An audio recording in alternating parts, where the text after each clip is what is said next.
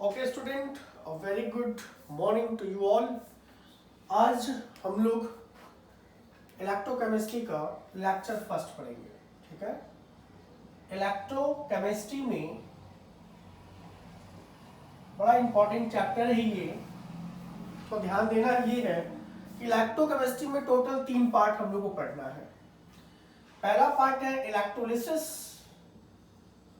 बड़ा इंपॉर्टेंट है आईआईटी के लिए। दूसरा पार्ट है गैल्वेनिक और तीसरा पार्ट है कंडक्टेंस। 3 पार्ट में हम लोग अलग अलग डिस्कशंस करेंगे। ठीक है, इलेक्ट्रोकेमिस्ट्री में इलेक्ट्रोलिसिस में इलेक्ट्रो का मतलब क्या है? इलेक्ट्रो मतलब होता है presence of current, presence of current. ठीक है, और लाइसिस मतलब होता है ब्रेकिंग। इसका मतलब पहले हम लोग डिस्कस करेंगे इलेक्ट्रोलिसिस। क्या? इलेक्ट्रोलिसिस। आइए हम लोग देखते हैं इलेक्ट्रोलिसिस होता क्या है। ठीक है, तो हमें टोटल 3 पार्ट इसमें पढ़ने हैं इलेक्ट्रोकेमिस्ट्री में। तो इलेक्ट्रोलिसिस में सबसे पहला चीज आपको ये पता होना चाहिए कि इलेक्ट्रोलिसिस या लाइसिस क्या है। तो a device which convert electrical energy to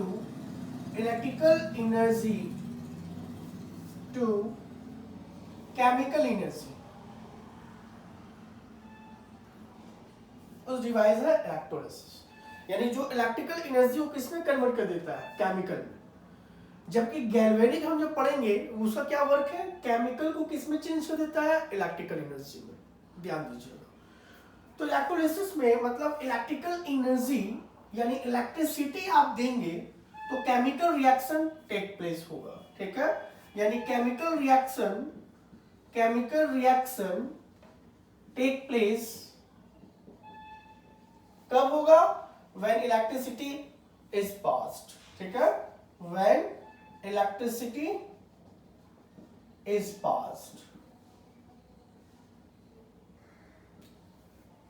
इसका मतलब इलेक्ट्रोलाइसिस में हमको क्या देखना है कि इलेक्ट्रिकल एनर्जी कैसे केमिकल एनर्जी में कन्वर्ट हो रहा है। ठीक, अब इसमें हम लोग चलते हैं कि इलेक्ट्रोलिसिस होता क्या है।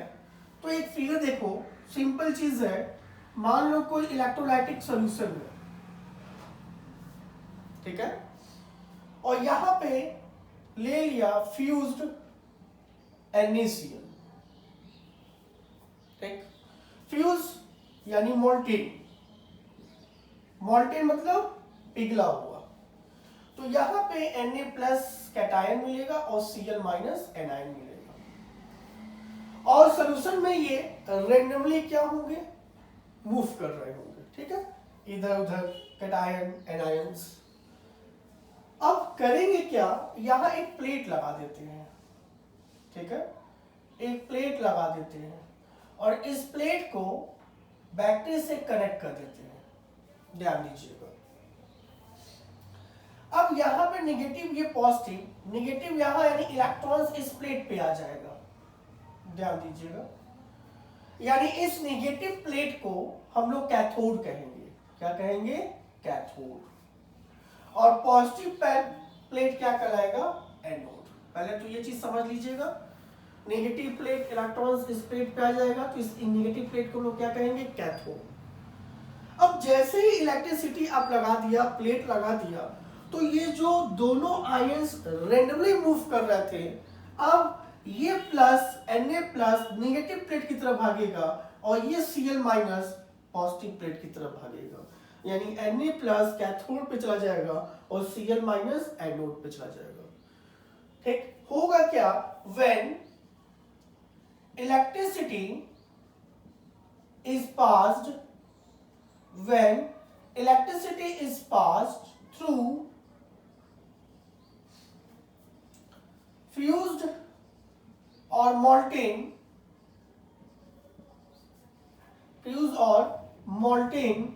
NaCl या molten aqueous solution होगा क्या, इलेक्ट्रिसिटी तो पास करेंगे तो आयंस विल स्टार्ट, क्या स्टार्ट करेगा, ions will start and deposited to opposite plate, ध्यान दीजिए। यानी जैसे इलेक्ट्रिसिटी आप पास किया, Na प्लस कैथोड पे चला गया यानी निगेटिव प्लेट पर, और ये निगेटिव पॉजिटिव प्लेट पे चला गया और डिपॉजिट हो गया। एंड देन डिस्चार्ज, इसी को क्या कहते हैं, इलेक्ट्रोलिसिस। क्या कहते हैं, इलेक्ट्रोलिसिस। इसका मतलब ये है क्या कि पहले सॉल्यूशन में NaCl था तो Na प्लस कैटायन और एनायंस का मूवमेंट जो था वो रैंडमली था, लेकिन जैसे ही आप इलेक्ट्रिसिटी लगा दिया प्लेट के जरिए, यहाँ निगेटिव है तो यहाँ इलेक्ट्रॉन्स आ जाएंगे, इस प्लेट को हम लोग कैथोड कहें और यहाँ पॉजिटिव प्लेट को क्या कहें, एनोड। तो जैसे ही प्लेट लगाया तो ये कैटायन जो पॉजिटिव वाला है ये निगेटिव प्लेट पे चला जाएगा, और ये जो निगेटिव वाला है ये पॉजिटिव पे चला जाएगा, ठीक, और वहां जाके डिपोजिट हो जाएगा। और जैसे ही डिस्चार्ज होगा उस प्रोसेस को हम लोग क्या करते हैं, इलेक्ट्रोलिसिस, ध्यान दीजिएगा। और जिस इलेक्ट्रोलिसिस जिस ऑपरेटर्स में इलेक्ट्रोलिसिस होता है उसको इलेक्ट्रोलाइटिक सॉल्यूशन कहते हैं, ठीक है, या ऐसे लिख सकते हैं, the operators is required to electrolysis carried out, उसी को हम लोग क्या कहते हैं, कॉल्ड इलेक्ट्रोलाइसिस या इलेक्ट्रोलाइटिक सॉल्यूशन या सिल, यानी इस पूरे को क्या कहेंगे आप, इलेक्ट्रोलाइटिक्स। ध्यान दीजिए। तो इलेक्ट्रोलिसिस क्या होता है, आइए इसको डिस्कस करते हैं। इलेक्ट्रोलिसिस में पहला एग्जांपल हम लोग ले रहे हैं फ्यूज्ड, इलेक्ट्रोलिसिस में फ्यूज्ड NaCl या NaBr, कुछ भी ले लो। अब आपको पता है कि NaBr में से क्या मिलने वाला है, Na प्लस और Br माइनस, और आपको पता है कि कैटायंस है तो किधर जाएगा, नेगेटिव प्लेट की तरफ, ये कहां जाएगा, नेगेटिव प्लेट, और नेगेटिव प्लेट क्या है, कैथोड, और वहां जाके डिस्चार्ज हो जाएगा। Br माइनस कहां जाएगा, पॉजिटिव प्लेट की तरफ यानी एनोड की तरफ, और वहां जाके इवॉल्व हो जाएगा। तो फ्यूज और मॉल्टिंग जब पार्ट हो तो उसमें बस आराम से आप लिखो कि कैथोड पे क्या होगा, तो कैथोड यानी नेगेटिव प्लेट, वहां पॉजिटिव आयन जाएगा और Na प्लस एक इलेक्ट्रॉन को लेकर सोडियम में चला गया। एनोड पे क्या होगा, यानी पॉजिटिव पे क्या होगा, नेगेटिव भागेगा, Br माइनस, ये क्या होगा, Br2 गैस रिलीज करेगा और ये कैथोड पे रिएक्शन, ये एनोड पे रिएक्शन, और नेट रिएक्शन यदि देखा जाए, नेट रिएक्शन तो ऐड कर दीजिए, तो यहां से क्या मिला, Na प्लस, यहां से क्या मिला आपका Br माइनस, और ये मिलकर इलेक्ट्रॉन से इलेक्ट्रॉन कैंसिल हो जाएगा, क्या बनाएगा, Na सॉलिड और प्लस ब्रोमीन। ध्यान दीजिएगा। तो फ्यूज NaBr में आप देख लो कि कौन कैटायन है, और कैटायन हुआ तो नेगेटिव प्लेट पे जाएगा यानी कैथोड पे जाएगा, और एनायंस पॉजिटिव प्लेट पे जाएंगे यानी एनोड पे जाएंगे। ध्यान से, ठीक। अब यहां पर जैसे एक एग्जांपल लेते हैं, और मान लीजिए फ्यूज्ड PbBr2 का एग्जांपल लेते हैं। अब सिंपल चीज है, PbBr2 में क्या मिलेगा, कैटायन Pb2 प्लस और Br माइनस मिलेगा। सिंपल चीज, ये कैटायन है तो किस पे जाएगा, नेगेटिव प्लेट यानी कैथोड पे, और कैथोड पे जाएगा तो Pb में डिस्चार्ज हो जाएगा। ये कहां जाएगा, एनोड पे, क्या बना लेगा, ब्रोमीन गैस। इसका मतलब कि रिएक्शन में जब फ्यूज और मॉल्टेन दे दिया जाए तो उसमें उस कंडीशन में कोई भी दिक्कतें नहीं होती। कैटायन है तो नेगेटिव प्लेट यानी कैथोड पे भेज दीजिए, और एनायन है यानी पॉजिटिव प्लेट आप कहाँ भेज दीजिए बेटा, एनोड पे। अब इसका रिएक्शन लिखना है कैथोड पे, तो आपको दो चीज तो हमेशा पता होना चाहिए कि कैथोड पे हमेशा क्या होता है, रिडक्शन ऑलवेज, और एनोड पे हमेशा क्या होता है, ऑक्सीडेशन। ये चीज तो आपको पता होना चाहिए कि reduction take place at the cathode and oxidation take place at the anode always. ठीक, अब कैथोड पे रिडक्शन होने वाला है, कैथोड पे क्या होने वाला है, रिडक्शन। कैथोड पे कौन जाएगा, पॉजिटिव वाला, क्योंकि कैथोड क्या है, नेगेटिव प्लेट है। तो Pb2 प्लस 2 इलेक्ट्रॉन को लेकर कहां चला गया, Pb में। उसी तरह एनोड पे रिएक्शन आप लिख सकते हो। एनोड पे क्या है कि Br माइनस किसमें चेंज हो गया, Br2 में, और 2 इलेक्ट्रॉन्स हो गया। नेट रिएक्शंस आपको लिखना है, तो नेट रिएक्शन में ऐड कर दीजिए, तो Pb2 प्लस 2Br माइनस, यहां से देखिए इलेक्ट्रॉन से इलेक्ट्रॉन कैंसिल हो गए, Pb प्लस Br2 गैस। तो जब कभी फ्यूज और मॉल्टिंग साल्ट दे दे, मैं क्या बोलना चाह रहा हूं, ध्यान से देखिएगा कि अगर मैं फ्यूज और मॉल्टिंग साल्ट दे दिया A प्लस और B माइनस का, कोई AB सॉल्ट दे दिया, तो यहां से A प्लस कहां जाएगा, कैथोड पे। ठीक है, क्योंकि पॉजिटिव है तो नेगेटिव प्लेट पे जाएगा, और B माइनस कहां जाएगा, एनोड पे। एनोड पे क्या होता है, ऑक्सीडेशन। कैथोड पे क्या होता है, रिडक्शन। ध्यान दीजिएगा। तो जब कभी आपको सॉल्ट दिखाई दे रहा है फ्यूज या मॉल्टेन, तो कैटायन को कहां भेज देंगे, कैथोड पे। याद करने का तरीका CCAA। CCAA का मतलब कि कैटायन कैथोड पे और एनायन एनोड पे। ठीक, चलिए अब यहां पर हमने फ्यूज और मॉल्टेन की तो बात कर लिया कि अपोजिट आयंस जो भी होंगे, पॉजिटिव कैटायंस है तो नेगेटिव प्लेट पे चला जाएगा, और इलेक्ट्रोलाइसिस में नेगेटिव प्लेट कैथोड होता है। ठीक, अब थोड़ा सा ध्यान देना है कि इलेक्ट्रोड में सबसे पहले इनर्ट इलेक्ट्रोड या रिएक्टिव इलेक्ट्रोड क्या होते हैं। ठीक है, अब इसमें हम लोग जैसे मान लो कि एक्वस एंड मॉल्टेन स्टेट पे जो इलेक्ट्रिसिटी कंडक्ट करता है, इलेक्ट्रिसिटी क्या करता है, कंडक्ट करता है। ठीक, जितने भी आयनिक कंपाउंड होते हैं, आयनिक कंपाउंड जैसे NaCl, CaCl2, ये सब ध्यान दीजिएगा, ये सब को ट्रू इलेक्ट्रोलाइट कहते हैं। क्या कहते हैं, ट्रू इलेक्ट्रोलाइट। यानी ट्रू इलेक्ट्रोलाइट वही होता है जो aqueous as well as molten state में इलेक्ट्रिसिटी कंडक्ट करता है। एक होता है पोटेंशियल इलेक्ट्रोलाइट। क्या होता है, पोटेंशियल इलेक्ट्रोलाइट। ठीक है, ये क्या है कि मॉल्टेन स्टेट में डू नॉट कंडक्ट इलेक्ट्रिसिटी। ये चीज देख लीजिए, जैसे ऑर्गेनिक एसिड ले लो, मिनरल एसिड HCl ले लो, एसिटिक एसिड ले लो, तो ये सब पोटेंशियल इलेक्ट्रोलाइट कहलाते हैं, जो केवल एक्वस में कंडक्ट करे, मॉल्टेन में ना कंडक्ट करे। और एक्वस के साथ साथ जो मॉल्टेन स्टेट में इलेक्ट्रिसिटी कंडक्ट करता है वो ट्रू इलेक्ट्रोलाइट कहलाता है। ठीक, एक होता है इनर्ट इलेक्ट्रोलाइट। इनर्ट इलेक्ट्रोलाइट जैसे प्लैटिनम, ये सब जब दे दिया जाए सेल के साथ तो समझ जाइएगा कि इसका कोई भी रोल नहीं होता रिएक्शन में। ठीक है, यानी will not participate in a chemical reaction. आइए अब इसको हम लोग समझते हैं।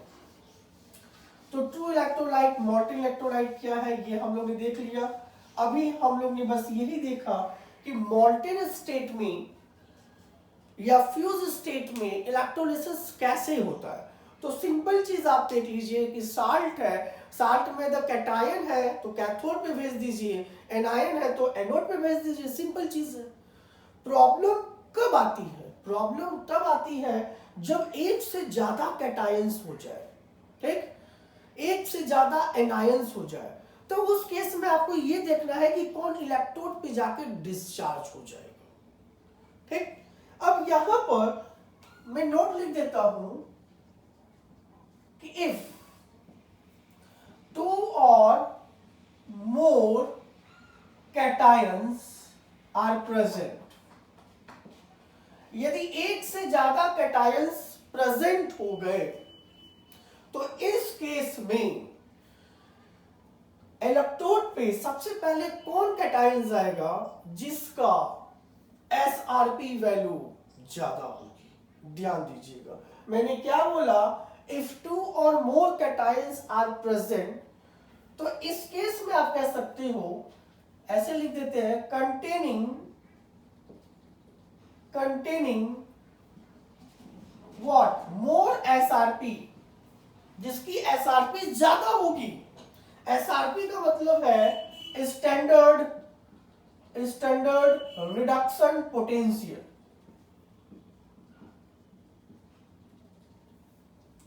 तो जिसकी एसआरपी वैल्यू ज्यादा होगी वो डिस्चार्ज पहले हो जाएगा, डिस्चार्ज फर्स्ट। ये नोट था मेरा पहला कि यदि एक से ज्यादा कैटायंस यदि प्रेजेंस हो जाते हैं तो उस सिचुएशन में सबसे पहले वो डिपॉजिट होगा इलेक्ट्रोड पे जिसके लिए एसआरपी वैल्यू क्या होनी चाहिए, ज्यादा। एसआरपी का मतलब होता है स्टैंडर्ड रिडक्शन पोटेंशियल। ये था कैटायन की बात। इसका मतलब कि मान लो 2 कैटायन है और इसकी एसआरपी वैल्यू ज्यादा है तो ये इलेक्ट्रोड पे जाकर डिपॉजिट हो जाएगा और जैसे ही वो डिस्चार्ज हो जाएगा दूसरा फ्री चला जाएगा। ये प्रोसेस होता है। अब दूसरा प्रोसेस नोट क्या है कि if 2 or more anions are present, ठीक है, anions are present। अब एक से ज्यादा anions हो गए। अब इस कंडीशन में क्या होगा, in this condition containing what more SOP, यहां एक नया वर्ड आया SOP। SOP का मतलब होता है स्टैंडर्ड ऑक्सीडेशन पोटेंशियल, यानी एनायन के केस में जिस एनायन का एसओपी ज्यादा होगा डिस्चार्ज फर्स्ट, ठीक है, या ऐसे लिख सकते हैं डिस्चार्ज एट एनोड फर्स्ट। क्योंकि एनायंस है नेगेटिव है तो पॉजिटिव प्लेट की तरफ जाएगा, पॉजिटिव प्लेट है यानी एनोड पे जाएगा, एनोड पे ऑक्सीडेशन होता है। तो जब 2 एनायंस आ गए तो उसमें आप देखिए कि किसकी एसओपी वैल्यू ज्यादा है और 2 कैटायंस आ गए तो उसके लिए देख लीजिए जिसकी एसआरपी वैल्यू ज्यादा है। अब इस चीज की बात हम कब करेंगे, आइए मैं एग्जांपल के थ्रू समझाता हूं। सबसे पहले ये चीज समझ लीजिए, ये प्रॉब्लम आई क्यों। फ्यूज और मॉर्टिन में कोई प्रॉब्लम नहीं था क्योंकि एक ही कैटायन और एक ही एनायंस था। जब सॉल्यूशन में एक से ज्यादा कैटायंस और एक से ज्यादा एनायंस आ जाते हैं उस कंडीशन में आप देखिए कि कौन कैथोड पे जाएगा कौन एनोड पे जाएगा। तो कैथोड और एनोड की बात यदि आप करेंगे तो यहां पर अगर कैटायंस 2 है तो उन दोनों कैटायनों में से जिसकी एसआरपी वैल्यू ज्यादा होगी वो जल्दी डिस्चार्ज हो जाएगा, ठीक है, फर्स्ट होगा। उसी तरह एनायन के केस में जिसमें एसओपी वैल्यू ज्यादा होगी, एसओपी मतलब स्टैंडर्ड ऑक्सीडेशन पोटेंशियल, एसआरपी मतलब स्टैंडर्ड रिडक्शन पोटेंशियल। आइए देखते हैं, ये ध्यान दीजिएगा, एग्जाम्पल के थ्रू हम लोग इसको समझते हैं। ये इलेक्ट्रोलिसिस है। अब मैं करवा रहा हूं इलेक्ट्रोलिसिस ऑफ एक्वस NaBr। मैंने एक्वस NaBr दे दिया तो सबसे पहले इसमें समझ जाइए कि NaBr है और वाटर है। एक्वस का मतलब वाटर है। इसका मतलब कि यहां से Na+ मिल रहा है, यहां से Br- मिल रहा है और ये S2। 3 चीज आपने देखा, ठीक। Na प्लस Br माइनस और H2O। H2O को भी आप चाहे तो ब्रेक कर सकते हो, H प्लस और OH माइनस। तो इसका मतलब क्या है कि जब एक से ज्यादा कैटायंस और एक से ज्यादा एनायंस आ जाए, ध्यान दीजिएगा, तो उस कंडीशन में आपको बस यही देखना है कि किसकी एसआरपी ज्यादा है कैटायंस में। चलिए, अब यहां पर कैटायंस Na प्लस है और वाटर खुद है। अगर मैं कैथोड पे रिएक्शन लिखना चाहूं, कैथोड आपने पढ़ा है CCAA, कैटायन कहा जाएगा कैथोड पे। Na प्लस एक इलेक्ट्रॉन को लेकर सॉलिड में चला जाता है, Na सॉलिड।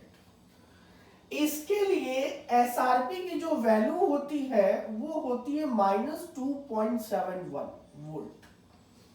ये एसआरपी की वैल्यू होती है, ठीक। उसी तरह ये भी हो सकता है कि वाटर खुद रिडक्शन हो जाए, वाटर का। और वाटर का जब रिडक्शन होगा तो ध्यान दीजिएगा कि हाइड्रोजन गैस के साथ साथ बैलेंस कर दीजिए इस रिएक्शंस को।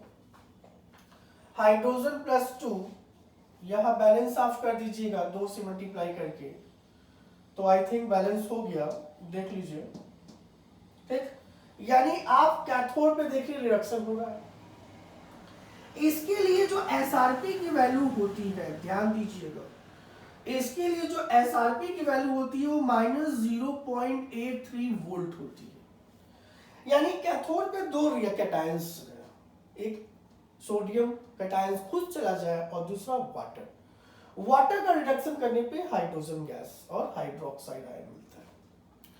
अब मैंने क्या बोला, ये दोनों में कंपेयर कैसे करेंगे कि कौन पहले जाएगा इलेक्ट्रोड पे और डिस्चार्ज हो जाएगा। तो मैंने बोला जिसकी एसआरपी वैल्यू ज्यादा होगी वो फर्स्ट डिपॉजिट हो। तो इसकी एसआरपी वैल्यू -2.71 है और इसकी एसआरपी -0.83 है। अब ये दोनों में बड़ा कौन है, तो -0.83।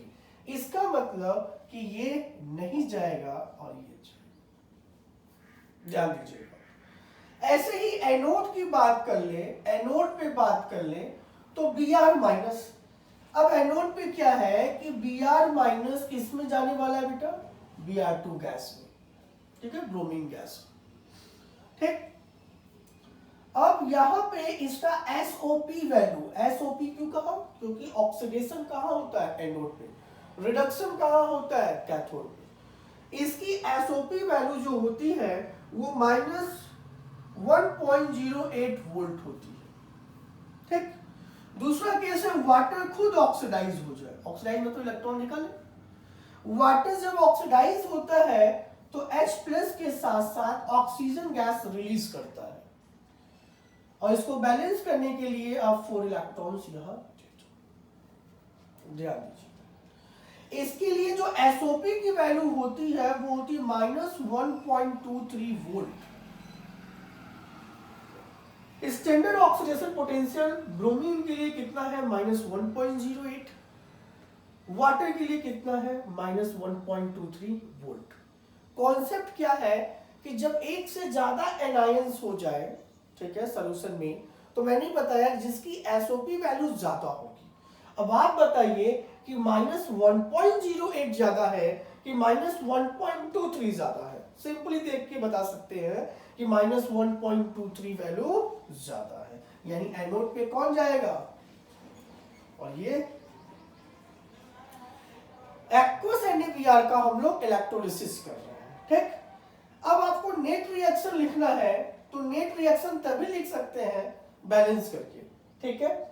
अब बैलेंस करने के लिए आपको क्या करना होगा, ध्यान दो, यहां पे कितने इलेक्ट्रॉन है, 1, यहां कितने इलेक्ट्रॉन है, 2। देखो ध्यान से, यहां 2 है क्योंकि ये तो होगा नहीं और ये होगा नहीं, बचा ये और ये। यहां 1 इलेक्ट्रॉन है, यहां 2 इलेक्ट्रॉन है, तो इसमें हम क्या काम कर दे, 2 से मल्टीप्लाई कर देते हैं इसमें, तो 2 इलेक्ट्रॉन कैंसिल हो जाता है। या इसको मैं ऐसे लिख दूं, ये इक्वेशन 1 हो गया और ये इक्वेशन 2 हो गया। तो 2 का मल्टीप्लाई किसमें कर रहे हैं, इक्वेशन 2 में, और किसके साथ ऐड कर रहे हैं, इक्वेशन फर्स्ट में। अब जैसे ही इसको ऐड करेंगे, ध्यान दें होगा क्या, यहां से क्या बचा 2H2O, इलेक्ट्रॉन से इलेक्ट्रॉन कट जाएगा, प्लस 2Br माइनस, एरो क्या बना यहां से hydrogen, plus 2OH minus, plus यहां से क्या 2 से मल्टीप्लाई किया तो Br2। ये आपका फाइनल रिएक्शन हुआ जब एक्वस NaBr को क्या किया गया इलेक्ट्रोलिसिस। ये नेट रिएक्शन हुआ। तो सिंपल चीज एक बार फिर समझ लीजिए कि NaBr में Na है और एक्वस है तो वाटर होगा, तो Na प्लस रिडक्शन हुआ, SRP वैल्यू कितनी होती है -2.71, और जबकि वाटर की SRP वैल्यू कितनी होती है -0.83। कॉन्सेप्ट क्या बताया कि जिस कैटायंस की SRP वैल्यू ज्यादा होगी वो रिड्यूस होगा, और जो रिड्यूस होगा तो रिडक्शन कहाँ होता है कैथोड पे। तो ये -2.71 है या -0.83 है, यानी ये वैल्यू ज्यादा था, इसका मतलब ये तुरंत कैथोड पे जाकर डिपॉजिट होगा, तो ये रिएक्शन पॉसिबल नहीं है। ये क्वेश्चन IIT में पूछा गया था कि किस मेटल का इलेक्ट्रोलिसिस करने पे मतलब मेटल ऑब्जर्व नहीं होता। तो देखिए यहाँ सोडियम लिया तो सोडियम मेटल तो एक्सट्रैक्शन होगा नहीं, तो वहां ऑप्शन था मैग्नीशियम, मैग्नीशियम भी सेम था, यानी ये सब जितनी भी सोडियम है मैग्नीशियम है, इसकी SRP वैल्यू कम होने की वजह से ये सोल्यूशन के अंदर रह जाता है, डिपॉजिट नहीं होता, उसको एक्सट्रैक्ट नहीं कर सकते, अलग नहीं कर सकते।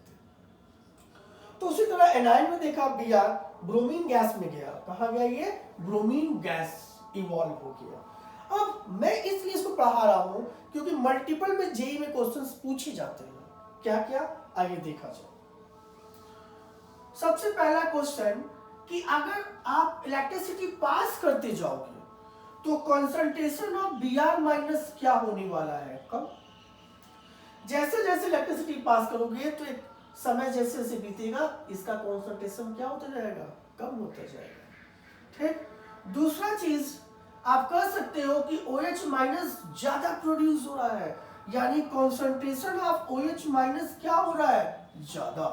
ध्यान दीजिएगा बेटा, ये सब मैं कंक्लूजन निकाल रहा हूं, कंसंट्रेशन ऑफ OH माइनस क्या होगा ज्यादा। ठीक, जब OH माइनस का कंसंट्रेशन ज्यादा हो गया तो POH की वैल्यू क्या हो जाएगी कम, क्योंकि कंसंट्रेशन ज्यादा है तो pH की वैल्यू कम। जब pH की वैल्यू कम हो गई तो pH वैल्यू क्या हो गया ज्यादा। सोचो pH वैल्यू ज्यादा हो गया यानी pH इज ग्रेटर देन 7 हो गया, तो सॉल्यूशन क्या हो गया मेरा बेसिक। सॉल्यूशन क्या हो गया हमारा बेसिक। तीसरा चीज क्या है कि हाइड्रोजन गैस निकल रहा है, तो हाइड्रोजन गैस इवॉल्व हो रहा है, डिपॉजिट हो रहा है, रिलीज हो रहा है, कहां होगा यही बच्चे कंफ्यूज हो जाते हैं। तो हाइड्रोजन गैस कौन निकाला था, ध्यान से देखिए क्वेश्चंस में। तो हाइड्रोजन कहां जाएगा कैथोड पे, hydrogen gas release at cathode. चौथा चीज ये है कि bromine gas evolve at anode. ये सब आपको सारी चीजें एकदम पता होनी चाहिए, एकदम रटना होना चाहिए, क्योंकि मल्टीपल में आपको क्वेश्चंस करने में आसानी होगी। ध्यान दीजिएगा। तो यहां पर आप देख रहे हो, अब पूछ दिया बाई प्रोडक्ट क्या होगा, बाई प्रोडक्ट क्या हुआ बचा हुआ। तो एक ट्रिक ही हम बता रहे हैं, थोड़ा ध्यान दीजिएगा। ट्रिक क्या बता रहा हूं कि मान लो आपके पास NaBr है, यानी Na प्लस है Br माइनस है, आपके पास वाटर है H प्लस है OH माइनस है। H प्लस हाइड्रोजन गैस कहां निकाल दिया कैथोड पे, ठीक है। OH माइनस ऑक्सीजन रिलीज किया, ध्यान दीजिएगा, सॉरी OH बोल रहा हूं। Br माइनस निकला था एनोड पे, ये कहां चला जाएगा एनोड पे, और ब्रोमीन गैस रिलीज करेगा।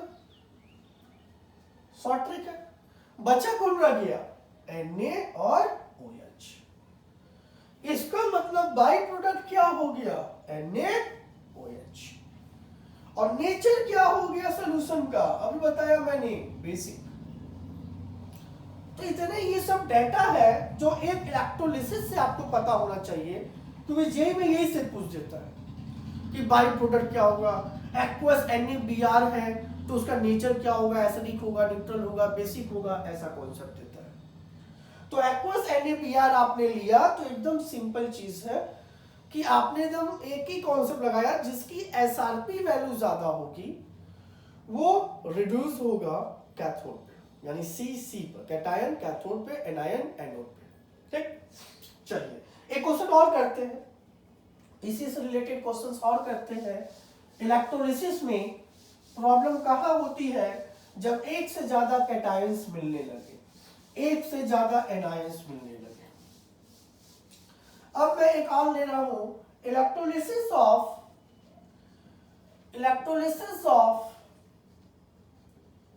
aqueous copper sulfate using platinum electrode, तो ध्यान दीजिएगा बेटा, यूजिंग प्लैटिनम इलेक्ट्रोड, ये इनर्ट इलेक्ट्रोड होता है, और inert electrode will not participate in reaction. जो इनर्ट इलेक्ट्रोड होता है वो रिएक्शन में पार्टिसिपेट नहीं करता। अब आइए क्या क्या मिला, कॉपर सल्फेट से Cu मिला, SO4 मिला, और साथ में साथ वाटर है क्योंकि एक्वस है। अब इसमें देखना है कि कैथोड पे कौन जाएगा, एनोड पे कौन सा गैस निकलेगा, ये चीज।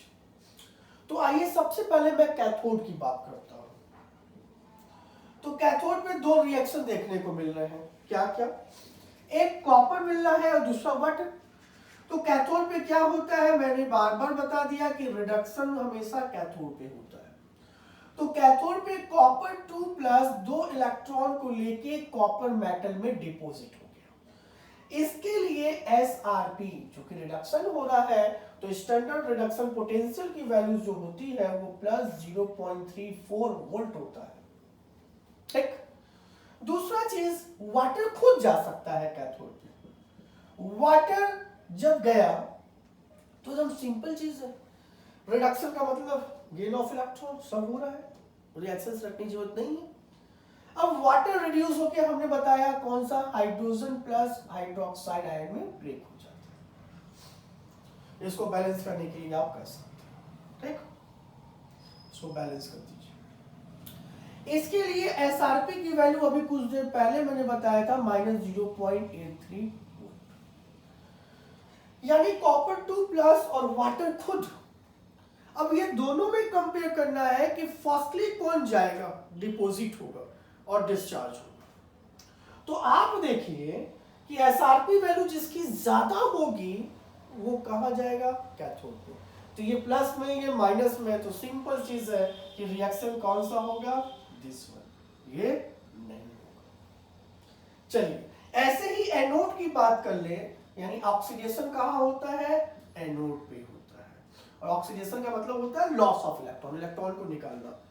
अब यहां एक कंडीशन है, एक है SO4 पे 2-, थोड़ा ध्यान दीजिएगा, ये ऑक्सीडाइज नहीं हो सकता। रीजन क्या है, सल्फेट ऑक्सीडाइज नहीं हो सकता क्योंकि सल्फर पे चार्ज क्या है, +6। और किसी एनायंस में जब कोई एटम अपने मैक्सिमम ऑक्सीडेशन नंबर पे होता है तो वो ऑक्सीडाइज नहीं हो सकता। ध्यान दीजिएगा, इसका मतलब it is not oxidise because sulphur at maximum oxidation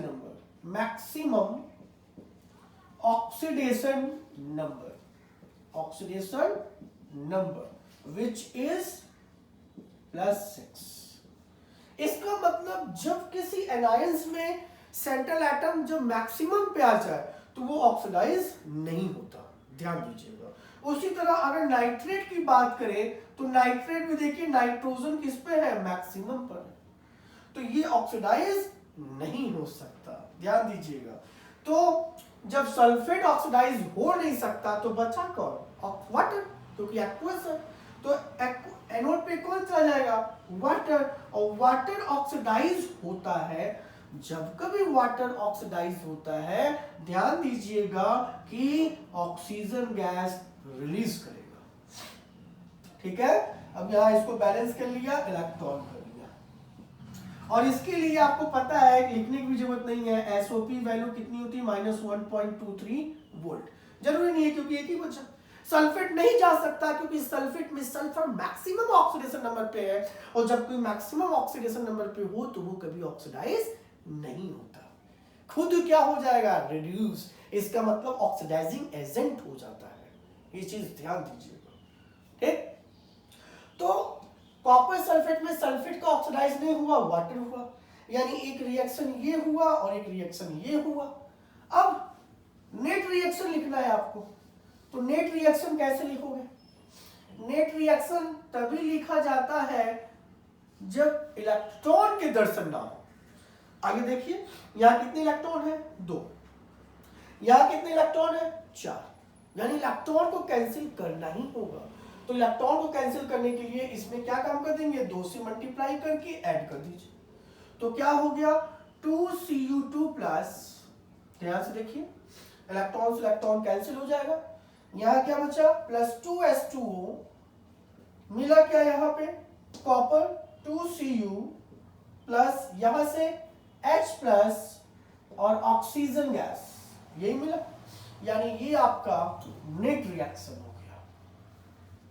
अब जब ये नेट रिएक्शन हो गया तो फिर आपका कॉन्सेप्ट है जो मल्टीपल क्वेश्चंस आते हैं वैसे ही किया जाए।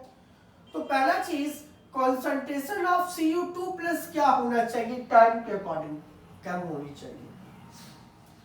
ठीक है, दूसरा चीज आप देख रहे हो कैथोड पे कौन जा रहा है? कैथोड पे कॉपर डिपॉजिट हो रहा है, कॉपर डिपॉजिटेड एट कैथोड। दूसरा चीज, ऑक्सीजन गैस इवॉल्व या रिलीज्ड कहां हो रहा है? At anode. यानी एनोड पे कौन सी गैस निकल रही है? ऑक्सीजन। ध्यान दीजिएगा, क्वेश्चन घुमा देता है वहां पे मल्टीपल में, लिख देता है oxygen gas release at cathode, गलत हो गया, क्योंकि ऑक्सीजन रिलीज होती है कहां पर? एनोड पर। चौथा चीज आप ये कह सकते हो, ध्यान से देखो, कि इस रिएक्शन में H+ मिल रहा है, यानी H+ का कॉन्सेंट्रेशन बढ़ रहा है। जब H+ का कॉन्सेंट्रेशन बढ़ रहा है तो आप कह सकते हो कि pH की वैल्यू क्या होगी? कम। और pH की वैल्यू कम हो रही है, यानी pH <7 आ रहा है, तो नेचर सॉल्यूशन का क्या होगा? एसिडिक। नेचर सॉल्यूशन का क्या होगा? एसिडिक। ध्यान दीजिएगा।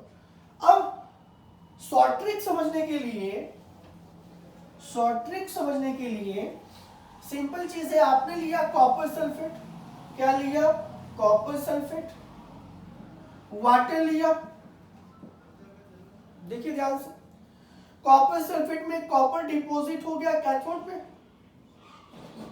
कॉपर डिपॉजिट हो रहा है, ये ऑक्सीजन गैस रिलीज कर रहा है एनोड पे। अब बचा क्या? H2SO4, sulphuric acid is the by product. इस वजह से नेचर क्या हो गया? एसिडिक। तो अभी हम लोग और भी एग्जांपल पे डिस्कस करने वाले हैं, जब तक कि पूरी एक एक चीज क्लियर नहीं हो जाए, एक एक पॉइंट। तो सिंपल चीज हमने ये देखा कि जब किसी सॉल्यूशन में एक से ज्यादा कैटायंस हो और एक से ज्यादा एनायंस हो तो हम लोग SRP और SOP वैल्यू से उसको कर सकते हैं। एक और कॉन्सेप्ट है, अभी मैं दूंगा। चलिए, अब इसी क्वेश्चन को मैं थोड़ा सा चेंज करने वाला हूं, इसी क्वेश्चन को थोड़ा सा मैं चेंज करने वाला हूं। क्या देने वाला हूं कि इलेक्ट्रोलिसिस ऑफ कॉपर सल्फेट, फिर वही चीज देखिए। नेक्स्ट एग्जांपल मैं दे रहा हूं कि electrolysis of aqueous copper sulphate. अब यहां पे क्या लिख रहा हूं?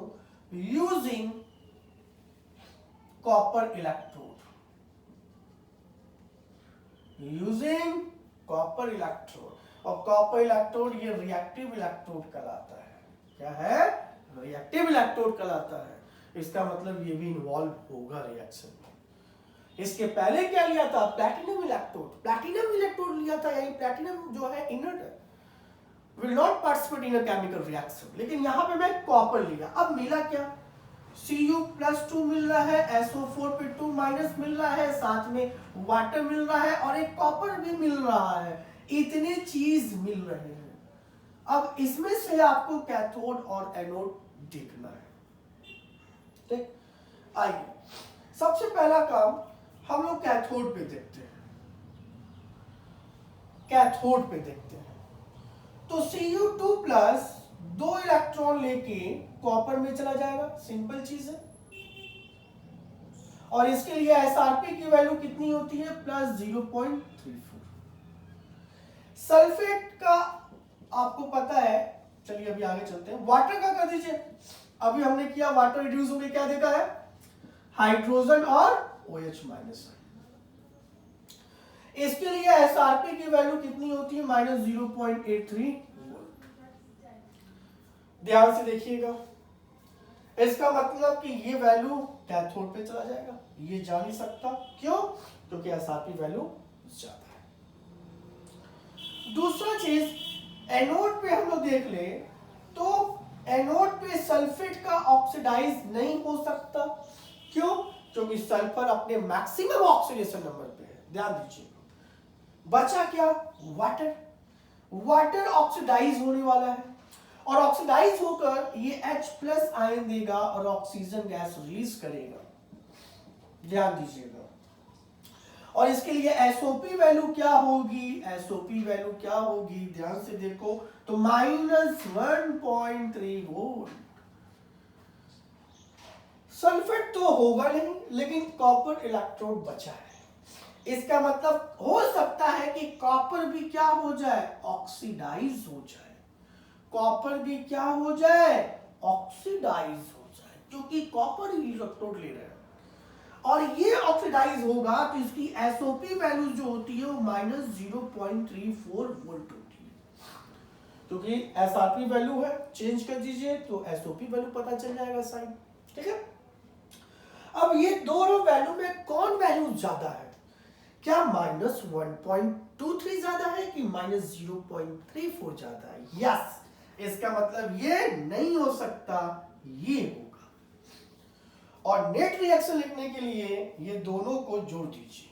ध्यान से देखिएगा बेटा, एकदम ध्यान से देखिएगा। यानी Cu2+ प्लस यहां से कॉपर, एरो Cu2+ और कॉपर, ये रिएक्शन मिला, नेट रिएक्शन। ये क्या मिला? Net reaction.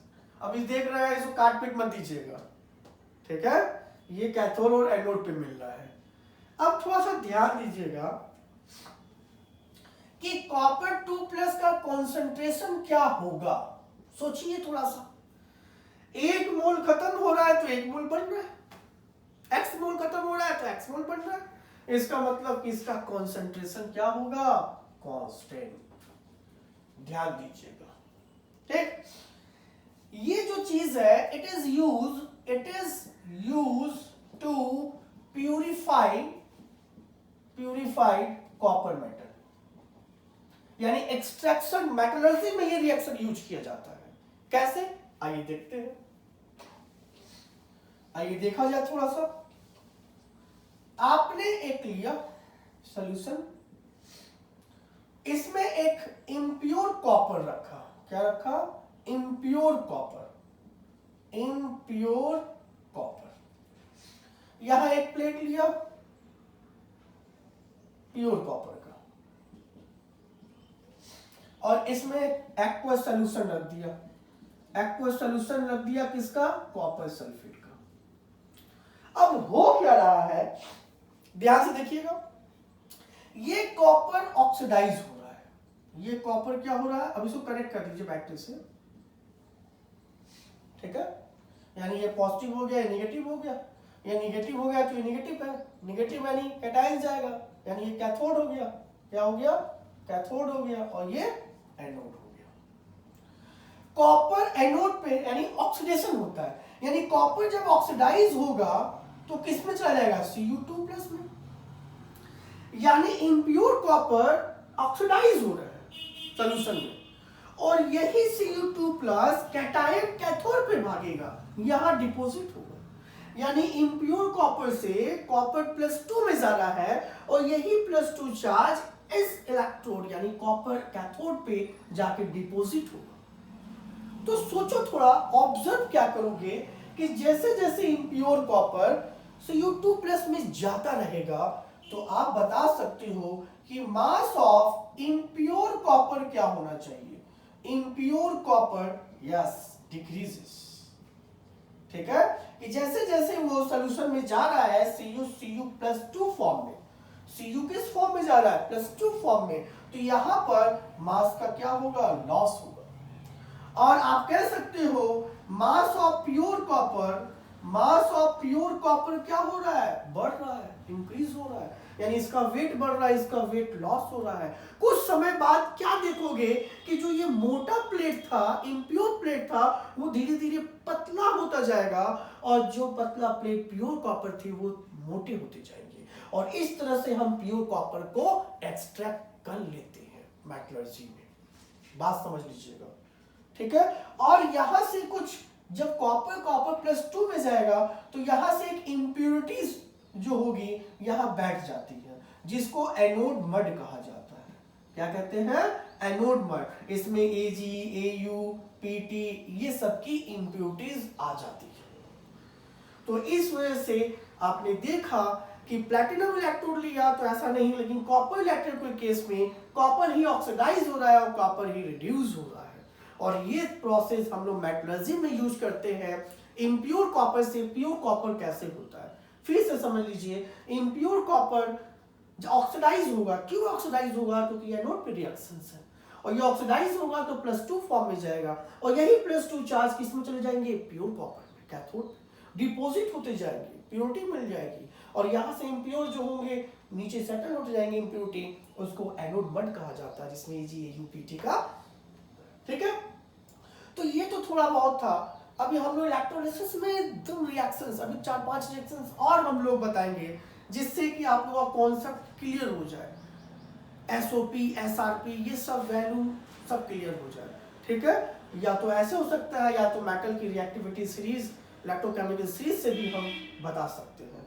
तो आज के लेक्चर में बस इतना ही, आगे हम लोग फिर डिस्कस करेंगे। ये हम लोग इलेक्ट्रोकेमिस्ट्री का फर्स्ट पार्ट इलेक्ट्रोलिसिस स्टार्ट कर रहे हैं, और इलेक्ट्रोलिसिस में आज हमने देखा कि मॉल्टेन फ्यूज यदि कोई साल्ट है तो उसमें कोई दिक्कत नहीं आया था, कैटायन को कैथोड पे भेज दिया, एनायन को एनोड पे भेज दिया। लेकिन जैसे ही एक्वस CuSO4 या एक्वस NaBr आ जाए, उस केस में प्रॉब्लम आ गई, क्योंकि एक से ज्यादा कैटायंस मिल गए और एक से ज्यादा एनायंस मिल गए।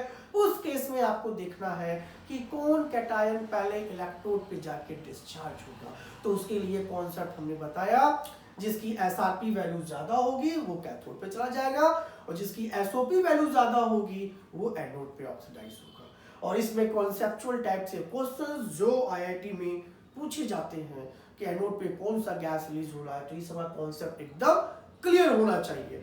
नेक्स्ट क्लास में हम लोग इलेक्ट्रोलिसिस को डिस्कस करेंगे, 2-4 एग्जांपल और देंगे अच्छे, उसके बाद फैराडे लॉ में हम लोग बात करेंगे।